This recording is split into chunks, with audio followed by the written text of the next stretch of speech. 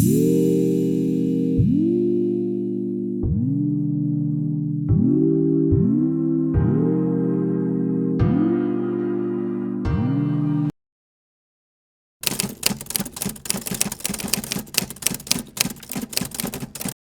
y'all, so let's get into episode 5 of The Other Black Girl.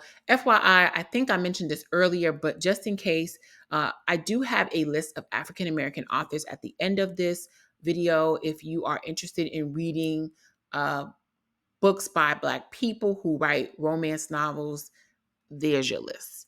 Anyway, back on to the episode. So we're starting to see this weird, frantic repeat scene of this alarm clock dropping at 5:30 in the morning. We see this girl get up. We see Nala on the train riding to work, and then we see this girl get up and do this like weird regimen where she does this pull-up bar and some exercise, and then she eats cereal over the sink in this really unfurnished apartment.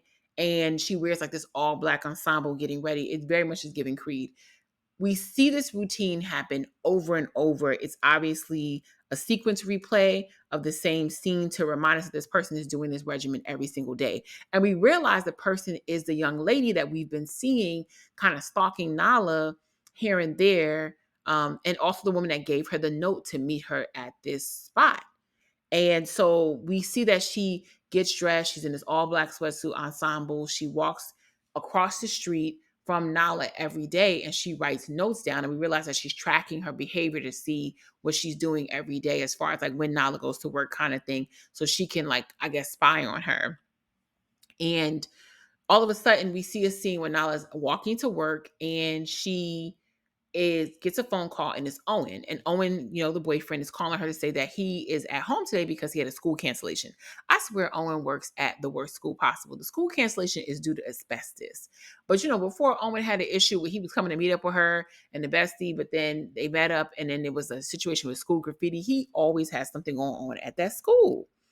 So Nala is saying that, she doesn't have time to hear about his drama with the situation at the school. He tells her to be very careful because she has somebody stalking her. And it's because Nala told him about the note situation. And then also he's like, you never know if there's something going on with Hazel. And she says she thinks that the girl was tripping about Hazel and she doesn't necessarily believe it. And that the girl probably was mistaken. And Owen says, either way, watch your back. This young lady obviously knew your routine. Just make sure you're being careful. Nala enters into Wagner and heads to work. And as she's going in, she gets off the elevator and she's confronted by Vera. And Wagner is in pure pandemonium. And we realize that, there's something going on that Nala's just not aware of. And Vera pulls her, she asks her for coffee, and then she basically tells Nala that Colin's book got leaked early and the response is horrible. They think the leak came from the sensitivity reader because Nala had suggested they have a sensitivity reader and Richard agreed to it to go over the book to make sure that the African American character wasn't going to be a problem for people in some of the other content in Colin's book. And Vera wanted to hide that, but they still went over it. And she said that part that, she went over, the notes and everything leaked. And she shows Nala her computer screen, and there's like all these weird articles calling like Wagner tone deaf and calling Vera racist. And it's even an article with Jesse, who is Nala's like favorite podcaster, and he's condemning Wagner and Colin's project. It was bad. I mean, there was memes and everything, child. So Vera admits that she should have listened to Nala and that she was just trying to do what was right for Wagner. And Nala says that she tried to warn her, and speaking up on the book about the issues before it became a big ordeal was the right thing. And Vera says, look, girl, I ain't got time for this situation. Like, either way, we're screwed, and we cannot let Colin get to the public because they want us to drop him, and he is a cash cow for us. So Vera interrupts Nala, even while they're having this long-winded discussion about the situation to do with Colin, and asks this lady, could she draw her eyebrows? When I tell you, it just be the audacity for me. So Nala reluctantly begins drawing Vera's eyebrow with her eyebrow pencils on her face. And Vera asks Nala for her help to figure out the situation and put this fire out. She reminds Nala that she had to beg Colin to save her job when Nala had made that statement to Colin that he didn't like, and that she needs Nala to help save everyone's job in the building. Like, really, Nala got to be Superwoman? This is ridiculous. So she says that Richard is off talking to the board and that he has left Vera in charge of this whole damage control situation. Nala reluctantly agrees to help. Like, she decides that she has to be the Black Superwoman. Is crazy. So they're talking more in the room, and then the annoying co-worker Sophie shows up, and she's talking about all the peril that's going on in the office. And Nala asks her, has she seen Hazel? And Sophie says that Hazel called out sick and that she can't blame her because why would she really want to be around this and linked up with all this injustice? And Sophie says the injustice sickens her too, but she's always trying to be super on top of things and be so in the know. And she tells her, and then Vera yells out to Nala, can she get her another coffee and that she should get one as well because they need to stay caffeinated. So Nala goes down to the break room, and while she's in the break room, still everybody's losing their minds around the office. And this coworker walks in and starts talking to her about the whole situation that's going on, and that she's really upset about it, not because of the fact that this whole situation is happening with Wagner, but just because there was a coworker's birthday today they were supposed to be celebrating, and that Hazel is not there, and Hazel was supposed to help her with the party. And Nala's like, okay, girl, this the least of our problems. And she says, well, I need your help, Nala. She says, can you get everyone to sign the card? And she's like, okay, I guess that's important. And the lady's like, look, cool. You handle the card and I'll handle the crepe chef. Why this lady, and during the entire time when you may not have a job in a building, you are concerned with the fact that you are going to get flat pancakes or not? It was absolutely ridiculous. It was very BFFR, if you ask me. And so Vera comes walking around the corner, and she asks Nala to gather everyone into the conference room. And as they're leaving the break room, Nala's coworker yells to her, don't forget the card and do not tell anybody about the crepe chef. And when I tell you, it was hilarious that this woman was so focused on these crepes, despite the fact that y'all may not have a place to walk in tomorrow. So next, we see Nala going back to the office. She's headed back upstairs, so she takes the staircase. And as she takes the staircase, she runs into Maisie. And Maisie is Hazel's boss and also Vera's co-worker and like arch nemesis in the whole situation. Like, they became editors at the same time, and Wagner keeps them really competitive against each other. And she asked Maisie, is she okay? And Maisie wants to know why Hazel didn't come in and if it had anything to do with her, and if for some reason Hazel didn't show up because she now thinks that Maisie is racist because of what's been happening. And now, so that sounds crazy. That doesn't even make any sense. Maisie is in tears, and she begins to express how all the authors that she nurtured in the business and that have come up underneath her are now wanting to not be associated with Wagner because of all this drama.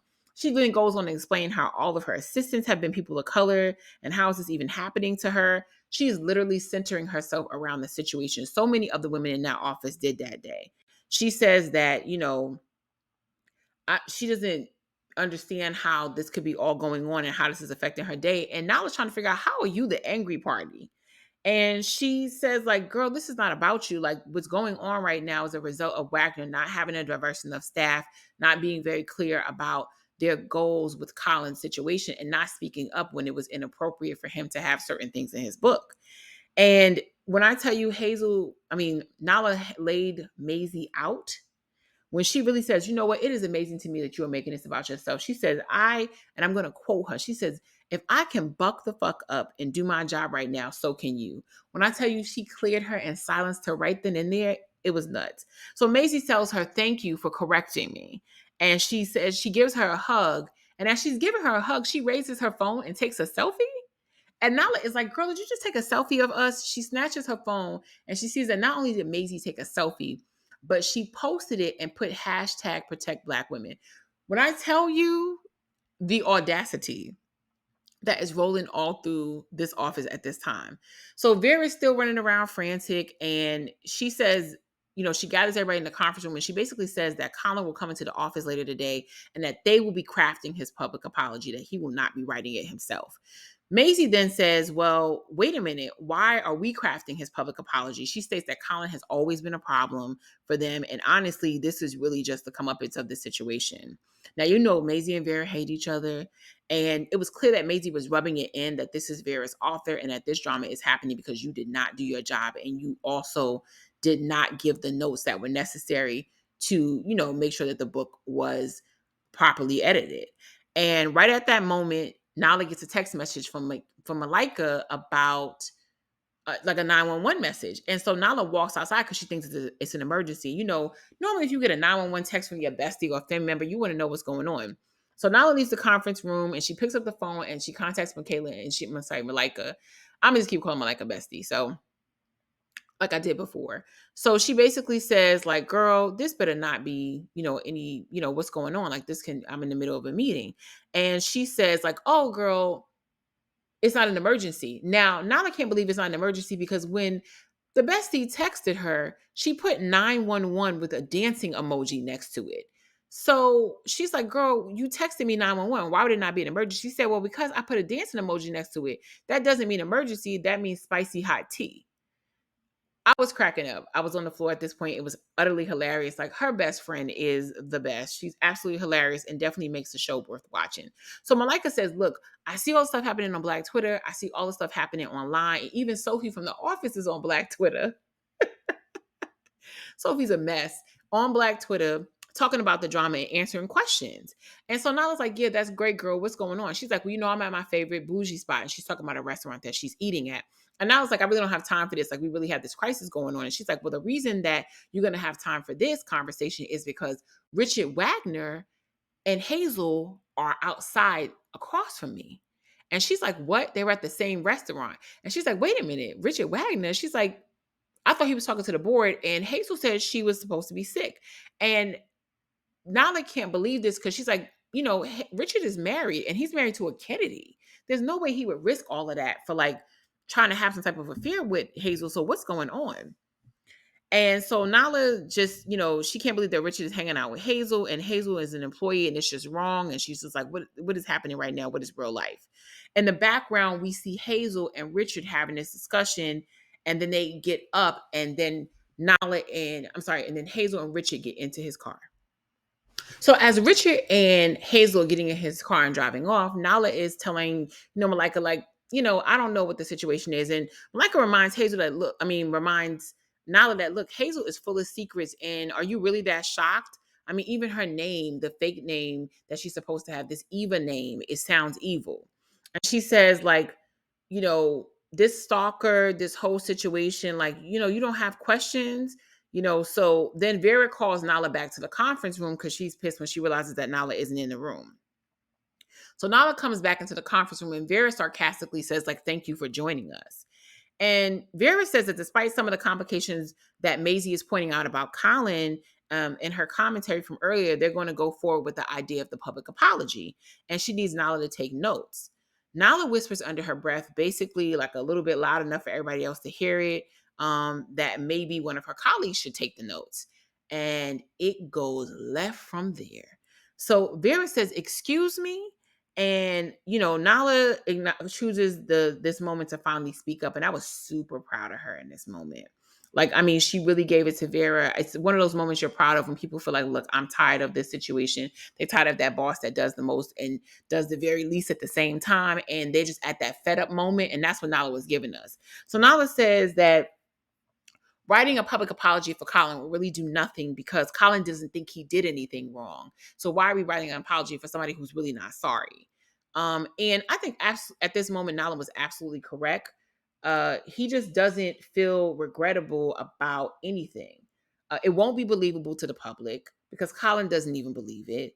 And now, it's not that they're going to be overwhelmed with like trying to figure out how to phrase this thing and spend all this time on it. We know we've all encountered somebody who's being fake and when they're giving a fake apology. And that's what Colin would come across as. She says the best thing that they could do is write an apology on behalf of Wagner and everyone in the department for letting this happen. Vera says that she's been working to get them out of this mess because she's starting to feel like Nala, I guess, is piling onto her. But this is her issue. It's amazing that she actually thinks she wants to know, like, in what type of terms or what should they do. And as Nala is telling her, she's just not accepting it. And Nala says that she thinks that they should cancel the release. Vera says that Richard said he wanted the book to go out. And they get into this like really testy back and forth in these words.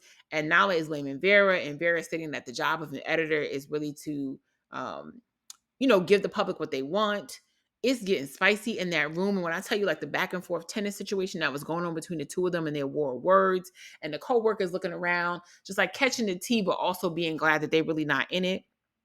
And Nala says the reason that this is even happening is Joe was so obsessed with losing, like, letting go of this book and losing the money, and now everybody might lose their jobs. And she really said a word right there. That last profound ending was everything. And it just went back and forth from there. You could tell that this is all the stuff that Nala has witnessed from day one regarding this book. And that she's been holding this inside for so long. And you could just tell the people in the room kind of felt how she felt, but they were staying quiet. And it just sucks because now she's just going to be in some bad dream where she's stuck, like, sitting around. And it's just like, it was this crazy experience. And the girl Shannon, whose birthday it was, is actually in the room as well. And I don't know, it just gets really, really weird and really, really tense. And the woman that organized the party is there, and it just gets really, really tense. The man with the crepes walks past. He had like a chef's hat on, and he showed up with them crepes, and it like a little ice cream trolley truck. It was absolutely hilarious. Vera yells and sort of ends the conversation. And she basically says that they're all, you're right about one thing. Like, if you're not happy about being here, because Nala basically says, now we're all stuck in this dream of, going through this nightmare because you caused this. And, all we're going to be doing is worrying about eating crepes. And this is a stressful situation. Vera basically says, well, you got one thing right, that we're all going to be eating crepes, but not you, because you're basically fired. And when I tell you the room went silent, it was quiet as a mug in there. And she tells Nala to go collect her things. All of a sudden, we hear Richard's voice saying Nala's not going anywhere. Richard appears at the conference door, and he has Hazel in tow. Ooh, it got steamy in that room because it's weird, because like the employees are sitting there quiet, and then Vera's shocked to see Richard, and then Nala's shocked to see Richard and see Richard jump into the situation and defend her. So Richard asks Vera to come outside to talk with him. And Vera is super nervous, and she says that she didn't think that that's necessary. And she says, I have everything under control. So whatever you want to say, you could say it right here. I don't really know why she did this in this moment. If my boss asked me to go outside to talk away from my coworkers, and I think it could be something about my job or whatever, I'm not finna have that conversation in front of everybody. But Vera is standing 10 toes down, but in fear. She's trembling on the edge. And Richard said, that's cool. So effective immediately that they'll be dropping Needles and Pens, which is Colin's book, from that. And he said, like, Vera's in shock, and Richard tells him that he thought about it this morning, and she's also like, wait a minute, you asked me to save this book this morning, now you're dropping this? And Richard said that he did say that this morning, but he began to listen to different voices, and he decided that he wants the company to reflect diversity and inclusivity in 2023. He says that the values of the company have been negative, and that they needed to be more sensitive when the reading of the book, and that after the release, he sees Vera differently because of how she handled everything. And Richard says that, Vera, this isn't about you. And then he proceeds to tell her that he thanks her for her many years of service, of devoted service, honey, but that her service has now come to an end.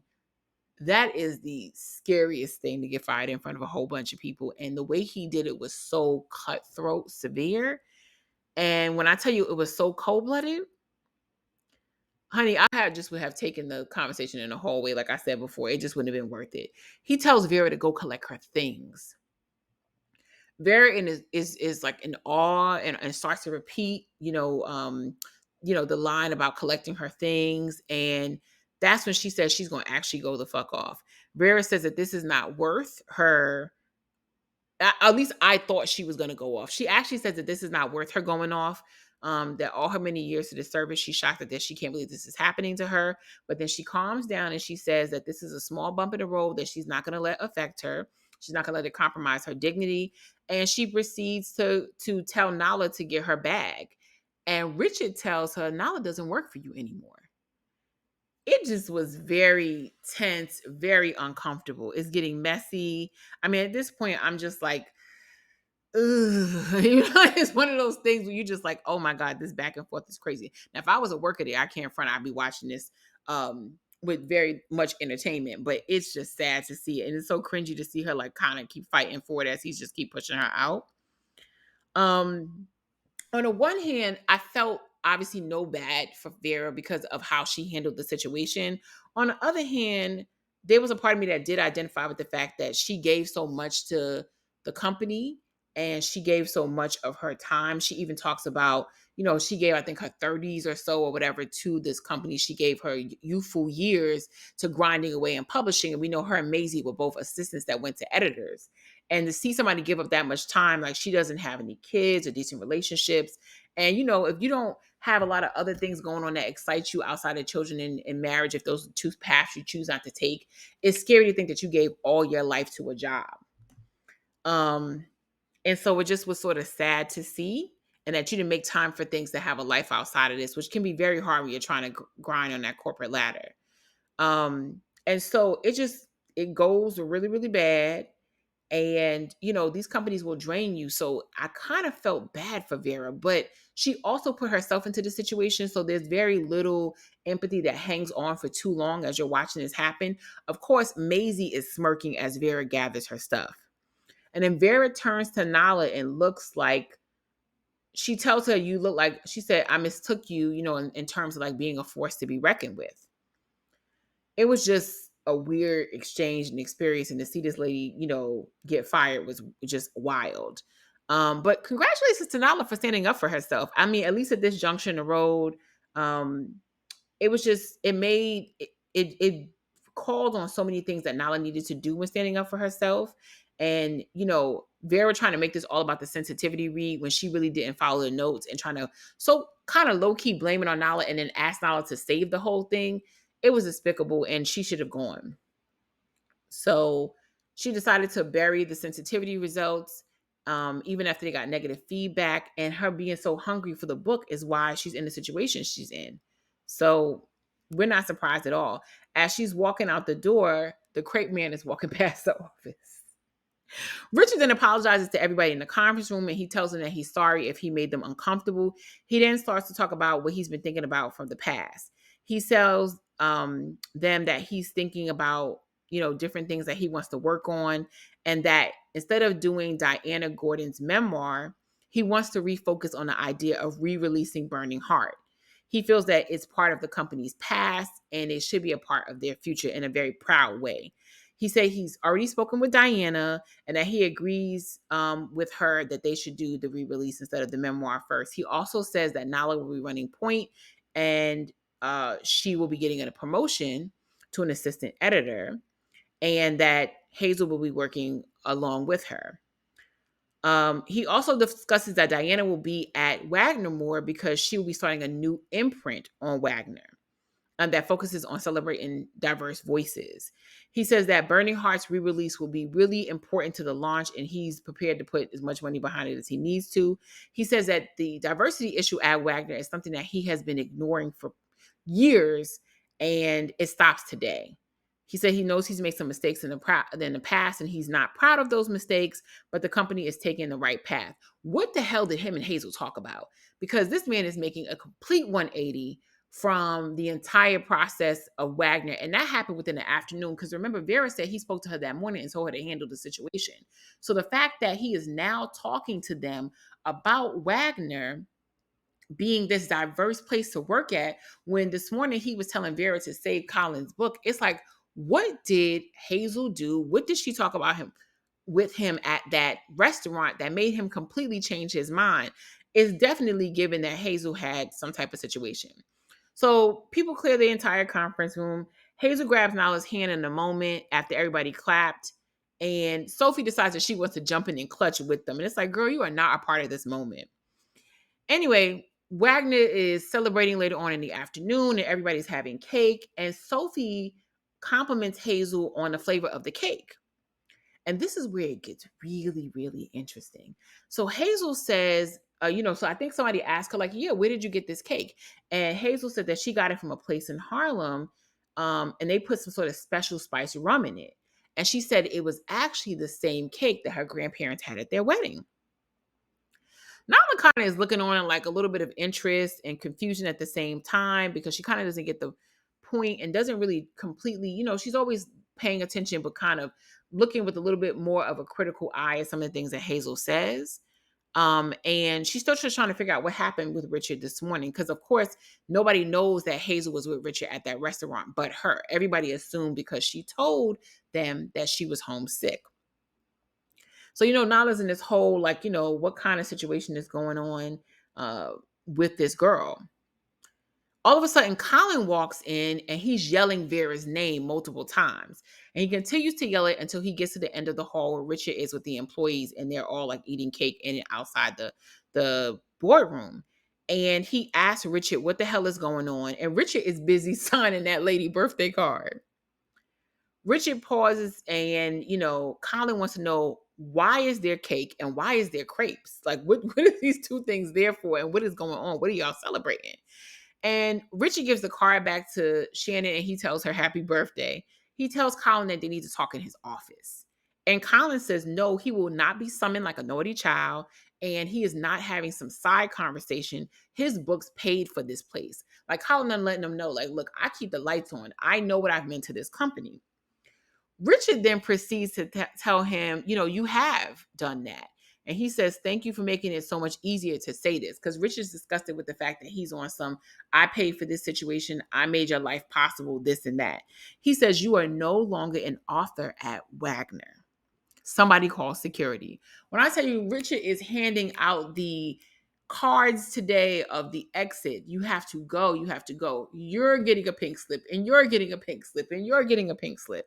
So Vera says that she would love to be the one to call security. I'm sorry. Nala says she'd be the one that she would love to be the one to call security. And she tells security that there's a person that he's not dangerous, but he is a clown and he's upstairs and they need to get rid of him. So they're ending their day and Hazel comes chasing after Nala after she's leaving the building. And she says, you haven't spoken what's going on. Like, how are you feeling? Aren't you super excited about everything that's happening? And Nala says, yeah, she's lackluster about it. Like, she loves the idea of what's going on. She loves the idea of a promotion and that she really will get to work on things with Wagner. But she is a little concerned about the sensitivity read situation and just wondering how Richard even got a handle on it. And Hazel reveals that she actually gave it to Richard and that Richard promised after he read it that he would do something about it. And so, Nala realizes that Hazel wasn't really sick and she lied about it.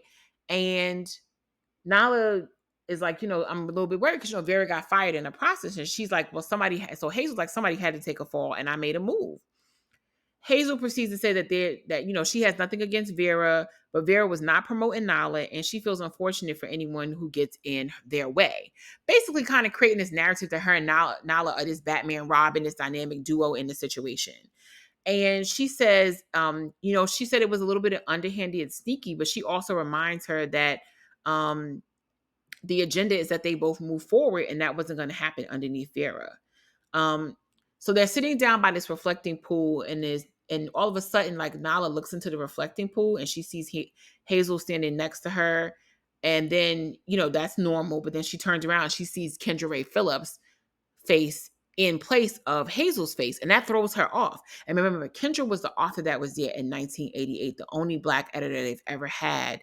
And, what drove Nala to be there. But then she mysteriously disappeared. Richard says she, killed herself. And we still don't really know. Her story is really, really crazy.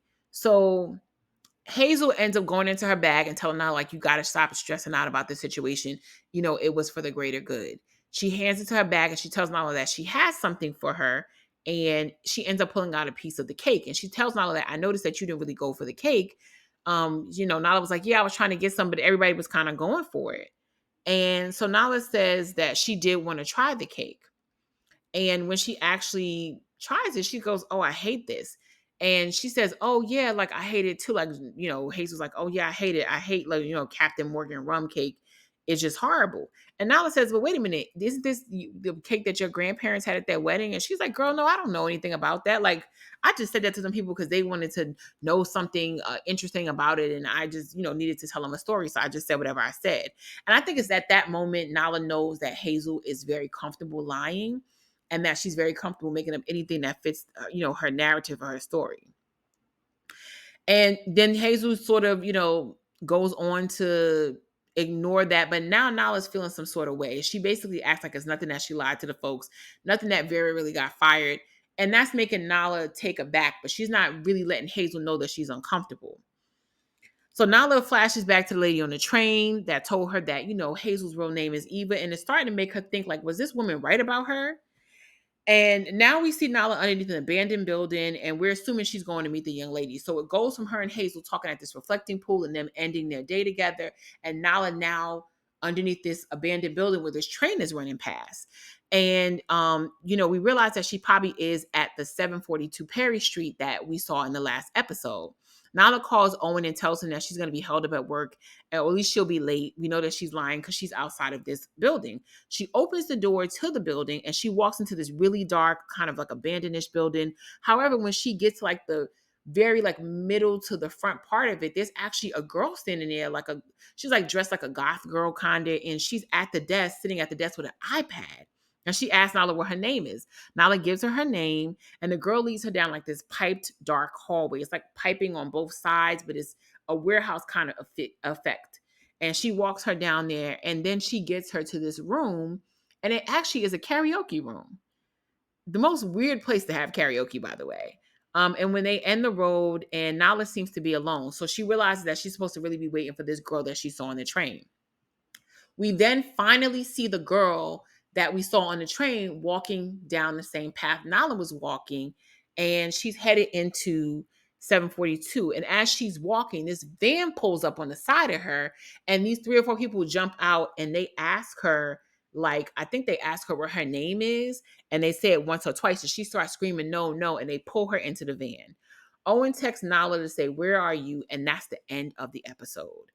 And it's like a scary situation because we basically know Nala's going to be sitting in that karaoke room waiting for this young lady. And the young lady had planned on meeting her, probably to spill this tea. And we finally find out what's going on. But instead, she was kidnapped. And at the end, we have Colin making some type of YouTube video in the credits. It's kind of like it's not an Easter egg. It's just an extra moment. If you watch the credits at the end, Colin is on this YouTube video apologizing and talking to the public on a live, and it is a full mess as he's trying to explain away the drama. So we still don't know who this girl is, y'all. We trying to figure out what's going on. Let's move on to episode 6.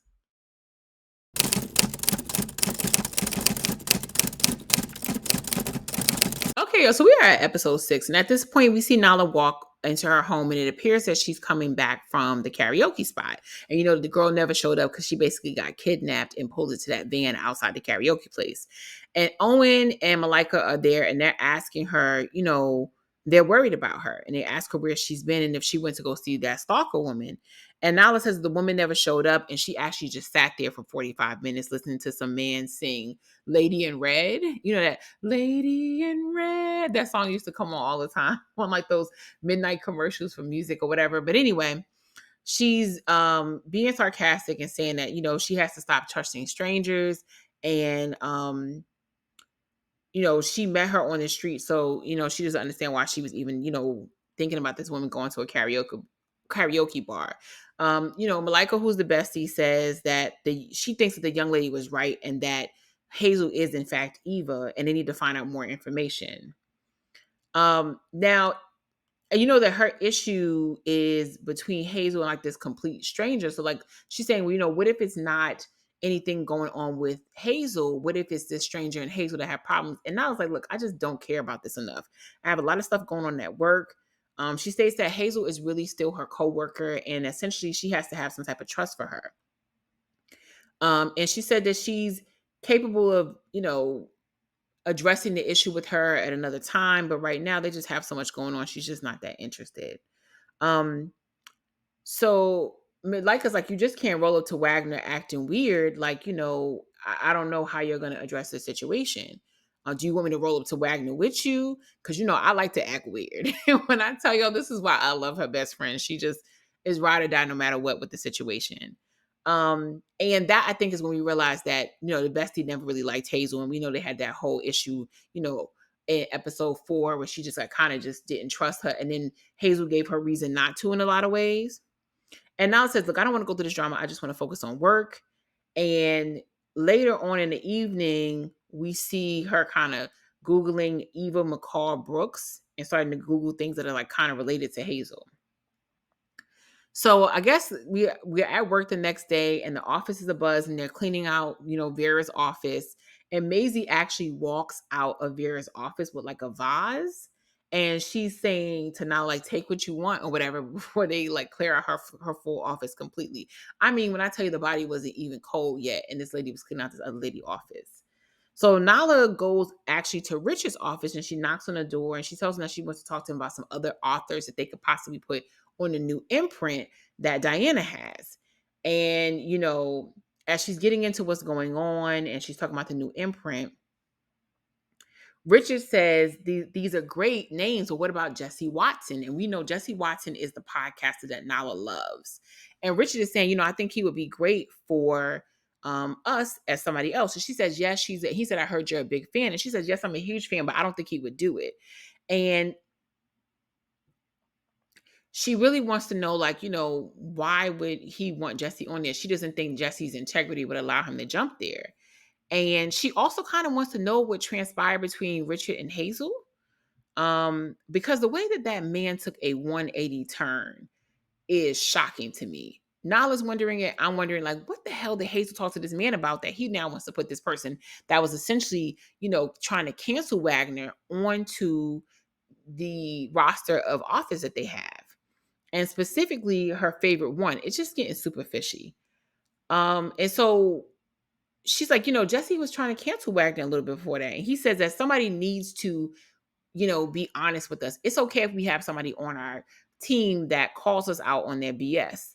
And he says that the board is prepared to put as many resources behind them as possible, and behind Diana's imprint, and that Jesse's the perfect person for them. Where is all of this? Are we willing to spend the money coming from? Let's get this guy on here. I honestly feel like this is setting us up for something really dark towards the end, because why do they care about putting this man on here? What's going on? What did Hazel say to him? What kind of exchange did they have? Because they were out in public when they had this conversation. But this girl put some type of voodoo honey, because something happened with this man's personality where he is throwing all the resources behind this new imprint with these diverse novelists, and specifically this one person that's been calling them out. Nala says that she can see if she can do something, and she doesn't believe Jesse can be bought. And Richard basically says, do you believe in what we're doing here at Wagner with this imprint? He gives Nala some speech about believing in the imprint and what they're trying to do. And he says that he truly believes that she's not a person that would give up, and that she can convince him to believe and land him for the company. So now they're in the conference room with Diana, and Hazel and an artist are going over the covers for the re-release of Burning Heart. So Nala leaves the meeting with Richard and she goes over to the conference room to check out these re-release covers. But she's so caught up in this whole narrative that Richard has about trying to get her to convince Jesse to come to Wagner that she's kind of really focusing on that. And she's trying to send out, an email to the lady that she met at the party back with Hazel. She met that woman at the party that ended up being Jesse's producer. And she's trying to convince this woman that, hey, let's link up. She's typing up this email on her phone to send to this lady. And she's not really paying attention to the different covers that the artist is showing Diana. And Diana's asking her, as she's preoccupied with this email, about the covers. Diana notices that Nala's not paying attention. And Nala stops and asks the artist, can you go over this again? And then the artist is like, no, I have someplace to be. I can't go over this again. Diana says, what do you think, Hazel? Hazel points out the one that she thinks is good. And then she says, we're going to go with that because nobody else is paying attention. And she's really just calling Nala out at that moment. Diana says that, the decision, Nala was too preoccupied with the decision. And, she kind of needs to keep her head in the game. Later in the break room, Hazel and Nala are going, having a conversation. And Nala says that she's just been overwhelmed today and that she'll get it together before the end of the day. Hazel says, it's cool. It's in, there's no issue, with the situation. And Nala goes back to whatever she's doing in the break room. And she I think she was looking for creamer, and she ends up pulling out a jar of mayonnaise. And Hazel was like, girl, what is going on with you? Like, you are not paying attention. Like, whatever you were trying to get, whether it was the creamer or water, you didn't walk out with the thing that you were supposed to walk out with. You were going to actually walk out with mayonnaise. She's just trying to figure out, why is Nala all over the place? What's happening? She's trying to put two and two together. because Nala's just feeling like things are weird with Hazel and things are weird with this imprint and Richard and what happened on this day. Next, we see Owen outside of his school. Finally, Owen at the job, and ain't nothing going wrong. And he's talking to some kid, and he's sending the kids home and on their way. And he turns around, and Hazel is standing in front of him, of all people. He's wondering, like, what is Hazel doing here? How does she even remember where he worked? And he asked her that. So Hazel prepares to tell him that the reason that she's there is because, the charity that she partners with, Young Black and I think they call Young Black and Lit, they do a lot of artistic and social educational things with children, and they also partner with schools. And she thinks that maybe his middle school might be a perfect place to partner with the organization. And Owen says that he doesn't want to take it the wrong way what she's asking, but he does want to know, like, why can't you just email me this? Not Owen hitting Hazel with the it could have been an email. So she says like she understands, but she remembered that he worked here.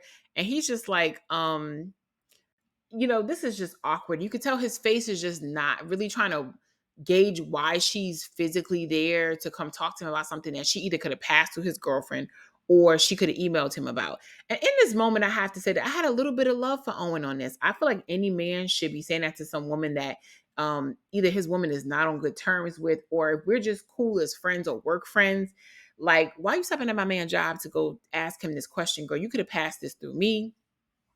I would have got it to him, or you could have emailed him, and then he, of course, would have known. Yes, you're cool with my lady, but you really are her coworker, and why are you even here? You're not the bestie. You're not somebody she's known for years, and we've known for years, and has been friends with her this long. So it's not a surprise for my girl. Like, what is the situation? So it just wasn't cool. She says that there's something else that she wanted to talk to him about. So she kind of is really pretty much making that part up because she can't really excuse the first part. And she's saying that she wanted to talk to him about Nala. And I think, honestly, that's really why she was there. That Young Black and Lit thing was fake. I think she was really there for the Nala situation. And then she said Nala's been acting really weird lately and asked him had he noticed. And he says he has noticed. And he said, she's just been super busy, but that, that's what he knows for the most part. She says, she's been a little bit distracted and she usually sings around the house. And now she's not doing that lately. And when I tell you Owen was not here for the fake concern that Hazel kept trying to show him as if she really cared what was going on with Nala, he just was like, oh, okay, like I'll, continue to check out that situation. I had to give it up to Owen. When Hazel walked away, he just was a little bit less comfortable with her as he should have been. And basically, he's like, yeah, I'll check it out and I'll let you know if anything, transpires or whatever. Like, you need to go home. So he looks like he's just like, okay, why is this girl here? After that, Owen's student walks up and says, is that your girlfriend? And he tells the student it's time to go home.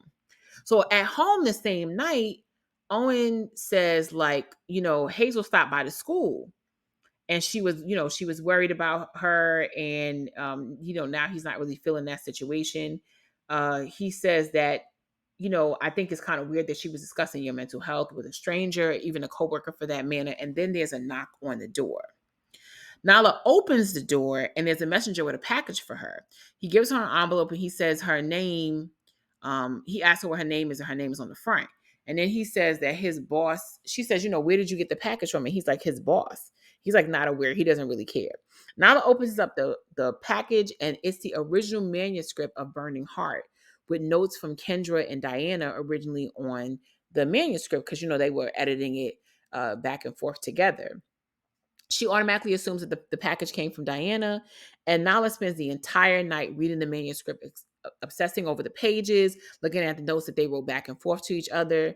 And the notes start to cloud Nala's head. And the next thing you know, we are waking with Nala riding the train, and she gets an email from Lena, who was Jesse's producer that she met at the party. And she says that she's open to meet her for lunch, and she would love to talk about, whatever Nala's interested in talking about with the book. On the other side of town, Malika and Owen are at the house, and Malika is letting Owen know that Hazel showing up at his school was not normal behavior. She is trying to prove that Hazel is either not Hazel or Eva or somebody else. And she says that they need to go to her organization's website. Because if y'all remember, she kept saying that the Young Black and Lit was her website. And so they go to her website and they see that Hazel's actually nowhere on the website. All the people's pictures are up there who are either a part of the organization, and Hazel's not up there or even mentioned on the site. And that becomes suspicious to Malika. Malika found it also odd that Hazel's Instagram only went back 1 year. And, somebody who's been as active as Hazel is, how, open she said that she is and active and knowing different people, you would think she had a very storied, interesting experience in life that she constantly wanted to document. And the fact that her Instagram only goes back a year is also questionable. So Bestie is like, we need to find out more about this girl. When I was on her Instagram, I saw that she kept tagging this one guy and he works at a barbershop. We need to go check him out. So at work, Nala is talking to Diana, and she tells Diana she got the manuscript for Burning Heart in the mail, and she appreciates Diana for trusting her with it and trusting her with, this entire project. And she said that the manuscript gave her inspiration. I felt like at that moment, Diana was confused because when she mentioned that she had the original manuscript and she saw all the notes, Diana didn't seem to know that she got that. Like, I don't feel like she sent that to her. And that makes me wonder, like, where did that manuscript come from? Um, and so Nala goes over the book's ending and she says that the original manuscript was really tragic because in the story, the character that is like the main character is murdered by her abusive lover in the original story. And it speaks to like the misogyny within the Black Panther Party because I guess the book wrote, I guess, floated around this maybe woman that was a female that was in the Black Panther Party that was, with someone. And I guess it's a story about her, but that's the backdrop. It's written in, I guess like the 60s. And so Nala argues that they should use the original ending because when they went to Wagner and it got published, they changed the ending. And she feels like that, while it was still a really beautiful book, one that inspired her, she feels like the other ending is way more raw and natural to what the experience would have been. Plus, it'll give something for readers to look towards. Diana says she hears her, but she's not sure she wants to take it in that direction, and she wants her to give her some time to think about it. Across town, we see Malika and Owen walking to this barbershop to confront this guy named Manny, because that's the person that Hazel kept tapping on her Instagram and like liking his photos. And she's like, is this a romantic situation? They want to know more. So they show up at the shop and they say that, Malika acts like she is Owen's girlfriend and basically tells him that he needs a cut because Manny's the person that asked them what they need. And so he's saying like, he's got some heads, he can give them to somebody else. And she said, no, we want you. So he's like, well, I got some people. She's like, well, we'll wait. And then, they proceed to wait for as long as they have to for Manny to give him a haircut. Nyla is meeting with Jesse Watson. Personally, she walks in a cafe and he's sitting down with, I believe, like tea or coffee. And she basically proceeds to tell him about the upcoming release of Burning Heart, what they're doing with the imprint over at Wagner. And she wants Jesse's help to basically let people know about the new imprint. And they would love to just have him on there. But she is concerned about whether he'll accept it. And Jesse basically says, like, you got to be crazy to think I would go to Wagner. Like, she's like, you could write your own check. Because that's kind of what Owen was telling her. Like, basically, we're willing to throw back the money. So if you come over here, you can write your own check. You can ask for what you want because Wagner's so desperate to have you. And he's like, yeah, I'm not chasing checks. You know what I'm saying? He's saying that he thinks that she should also be somebody who is not interested in staying at Wagner. Like, she needs to get out of there if she has sort of any concern for her soul, essentially. That, the ambition that's driving her, the drive that she has to be there, like, it's not good. Like, Wagner will eat you alive. And he even offers her a job. It says that they have openings at his show. And they even talk about, the conversation she had with the DMs earlier. And he's just saying that, the fact that she's willing to embarrass herself for them, because coming to this lunch with him, she told she told Richard prior to this that she did not think that this man would do this for his integrity purposes, that he would be involved with them. And he's like, the fact that, so, at the lunch, Jesse's like, the fact that you're embarrassing yourself for them because you had to know I was going to say no if you know anything about me, just goes to show you why you need to get out of there. He's questioning whether they would actually do the same for her. And he tells Nala to call him when she's, gotten away from Wagner and she grows a spine. It was very embarrassing. And it was one of those things where you really don't want to meet your hero, somebody you really admire, because of how they might treat you. But his dynamic in exchange with her didn't feel so much like he was trying to put her down as he was trying to tell her to escape before it's too late, because he's seeing how they're using her as this, like, basically diversity token, I guess, and he's just not feeling the dynamic with that. So back at the barbershop, they're waiting. Owen and Bestie are waiting for this guy, Manny, and Manny finally puts him in the chair, and Owen is sitting there, and he's like starting to cut Owen's hair. Um, and she makes up this story about how they've been together, and all of a sudden, Malika asked him something about having a girlfriend, and Manny's saying that he had a lady in his life, and she's saying she'll stay and wait because they're trying to figure out, like, why is she still there while he's getting his hair cut? And she's like, oh, I'll stay and wait with him or whatever. So she starts asking, and Manny starts being comfortable with her and says, I had a lady, I've been there for, like, we've been together for a year. And Malika mistakenly says, oh, you must have known her when she was in Boston. Why did she say that? Because that made Manny clamp up immediately. And he was like, mm-mm. He was done cutting Owen's chair. He was like, get the hell out. Owen's like, oh my God, can you finish this? Like, regardless of if you're upset with us or not, like, his hair is like half cut. And he's like, oh my God, this looks a mess. Like, could you finish it? He's like, y'all need to get out. And you can tell that she struck a nerve when she said that. So we're back at the office. Nala shows Diana something, and she asks her about, like, the ending of Burning Heart. And Nala basically says that she just really feels like this is a passionate thing. And she said, she wrote the ending before she knew, what was going to happen with the full story. And then, her, and she calls her Kenny, but she's talking about Kendra Ray Phillips, her editor and best friend. And she says that, her and Kendra spent, they antagonized for, months on end about how this book should end.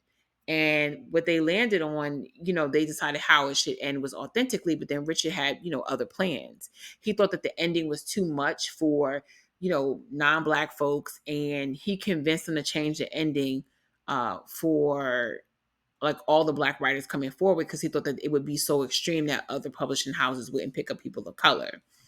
Diana goes on to tell her that Kendra always hated the way the book ended, and it's still something that Diana is mad at Richard for till this day.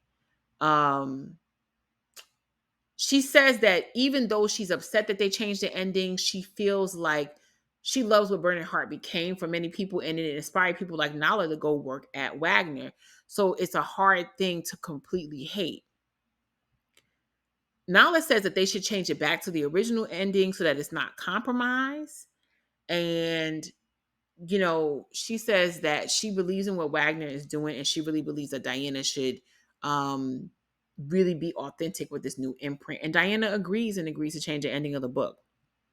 So they talk to Richard, and they basically tell Richard it is time. And she basically says that she should have never listened to Richard when it came to the book. She said that they're going to do things her way now. And Richard is not really saying anything different. So he's on board with them changing the original and changing it back to the original ending, which was more violent and uncomfortable. So during lunch, Nala is talking with Owen and Malika, and she finds out that they visited the barber. And they think that something happened in Boston because of the way that he came across when they asked him with him and Hazel, or knowing Hazel, or something happening with him.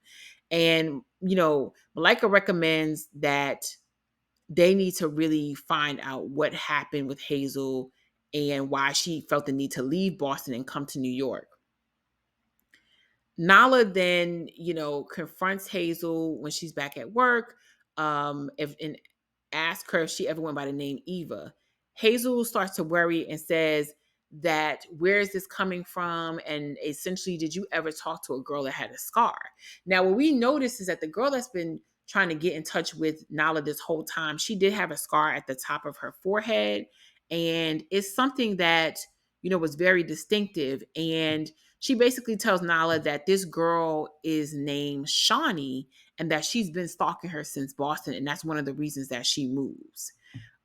Hazel gets very upset that she feels like Nala did not tell her about Shawnee earlier. She gets really pissed and kind of loud. She starts to walk out of there. She says she would never do that to Nala, and that If you knew somebody that was stalking me or the situation that went on me and this girl, you would never hide this from me. She eventually goes off on Nala and makes Nala feel bad, and then she leaves. All of a sudden, we see Hazel get home and we see her extremely worried. She goes in through her kitchen. She turns around, she locks the door, she looks around, she's like, you like, it's almost like she's trying to protect herself. She goes to her front door, she's like locking everything in the house. She walks up the steps and she goes into a room in her home, and on the bed in the room is Shawnee, the girl she just told Nala was stalking her. And she is chained up on the bed. And she basically tells her that she should have left, she should have left good enough alone. And we realize that Shawnee is a prisoner in Hazel's home. So that was episode 6, y'all. And, it's getting juicy from here. We got 4 more episodes left. I'm really excited. Sorry, I had a little bit thing going on with my voice today. Almost losing my voice is crazy, but I'm super excited to see what's going on. We are getting closer to this thing ending, but also finding out what's going on with this girl. They kidnapped this woman, and now all of a sudden she ends up in this woman's house chained up. We got to know what's going on. So stay tuned for episode 7 and 8, and I'll catch you on the next one. Bye.